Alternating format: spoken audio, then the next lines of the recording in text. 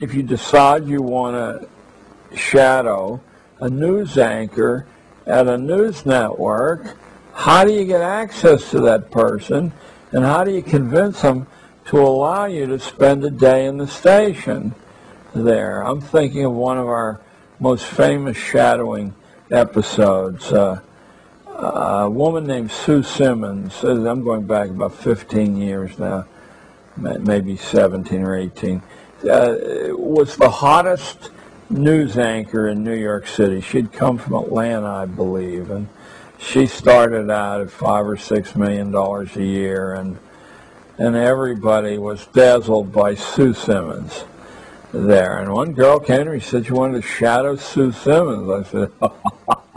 I said, "Boy, there's a tough one, because if you write the network, Sue Simmons will never see the letter. You get a form letter back saying, 'We'd love to help you, but it's impossible given the blah, blah, blah.'" On the other hand, I said, if you can penetrate her personal security, if you can find out where she lives and make a personal appeal and offer her a quid pro quo, something for something, I said, you have a chance that she just might do this for you. Now, you can tell, I think, from my manner that, in fact, she succeeded, but not the intermediary steps, which took 3 months of hounding that poor woman and baking brownies for her and leaving notes at her building every other day, until finally Sue must have thought the easiest way to defend myself against this girl is simply to do it. And when it happened, I said to the girl, now you've got to make good on the quid pro quo. I told the girl if she took a still camera and she took slides of the newsroom and a day with Sue Simmons in the newsroom, and then she made a tape recording text that would coordinate with the slides. The duplicating slides is very cheap. In those days, it was, I think, a dime a slide. So if it took a 36 image roll of 35 millimeter film for $3.50, we could get a dupe set of the slides, and then a cassette tape was $1. And you could donate a day with Sue Simmons to every school in the school district. There were 20 of them, so your total expenditure on that thing is about $100. And what you've done is give each of the schools in the district the chance to have a day with Sue Simmons to see the inside workings of the NBC newsroom. And you could also write a couple of pages on how you got access to this opportunity. Sue Simmons' name would be bandied about the Upper West Side of Manhattan, which is the media bedroom for the television industry. She could only come out of it smelling like roses if she had helped a 13-year-old public school kid. I have no doubt that some newspaper or other would have done a little feature article on it. So there'd have been a real quid pro quo here. And indeed, all those things happen. But it gives your life a kind of a treasure hunt aspect. It's amazingly exhilarating. You're constantly looking at the world you live in and saying, how could I create a way for a kid to penetrate that reality and produce a worthwhile project that would have interest beyond his or her own life and might really resonate down the years? So that's one of the things I did. Field curriculum, I called that.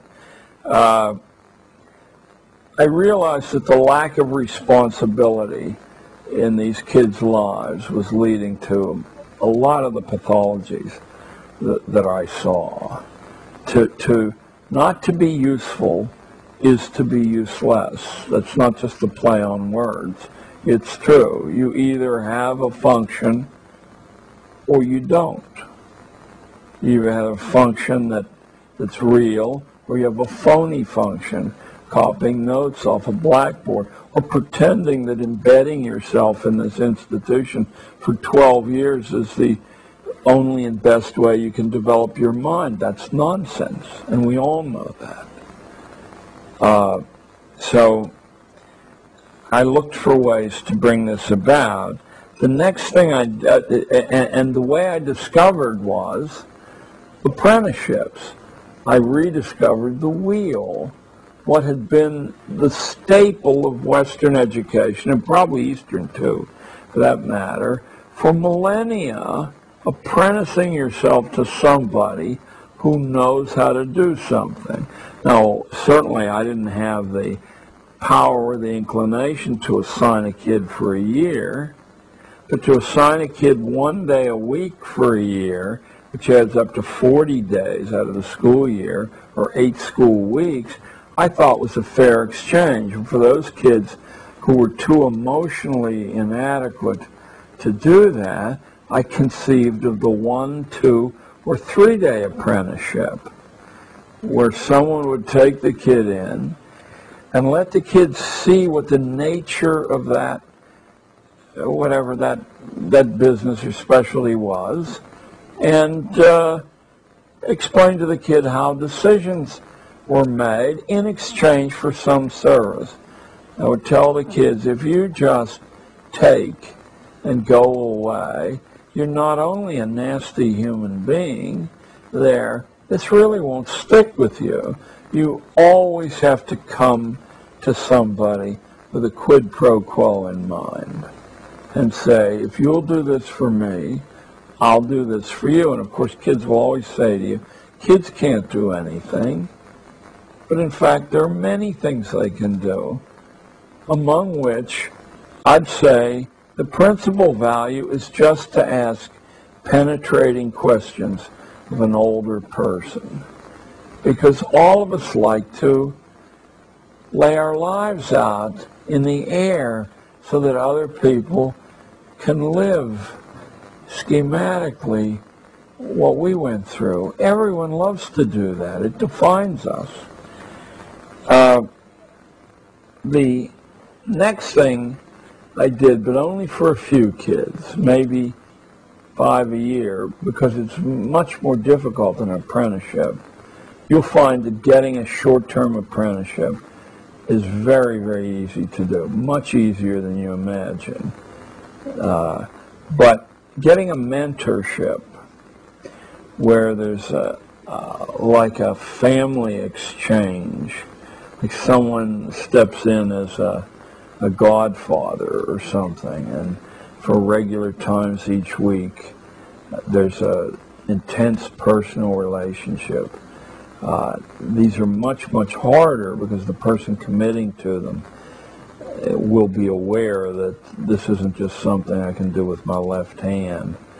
Like to get an apprenticeship with an auto mechanic, basically it's just to let the kid lean over the hood and see all these wonderful things being manipulated, and then the guy says, and this is this, and then you go on.